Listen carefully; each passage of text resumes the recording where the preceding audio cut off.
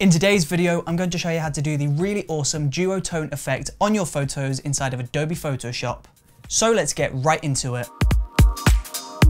Now once you've got Photoshop launched and you have your photo imported and you're ready to go, we first need to begin by going down to the circle icon on the bottom right corner of Adobe Photoshop. Now we'll click this icon and we'll go all the way up to levels and we'll create a layer of levels. Now the goal with the levels is to increase the contrast in the photo. So you want to increase the brightness of the highlights and you want to increase the darkness in the shadows. So we'll pull the right slider towards the left to increase the highlights, and then we'll pull the arrow on the left towards the right to increase the contrast in the shadows. Now once you've got that to a point where it looks nice and contrasted, we want to go back to the circle icon again and we want to press the black and white filter menu. Now this will make the image black and white, and this is super important when doing the duotone effect.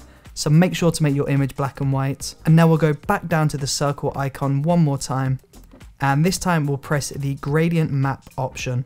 Now instantly this is going to make your image look really dramatic and really extreme, but using the gradient map filter, this will instantly transform to the amazing duotone effect that you've come here for. Now double click on this gradient on the gradient map menu and this should load up the gradient editor menu. Now go down to this box on the left of the gradient slider, double click this, and here we can change the color of the gradient. So I'm going to select a nice red for the highlights and then go to the box on the right side of the slider. Double click this and we'll change this to blue. Now we'll press OK on this. Now in the properties tab underneath that gradient slider that we clicked before, we have a reverse option. And if we reverse this, then it's just going to simply reverse the colors of the gradients around the opposite way. So rather than having a blue sky, we can have a red sky.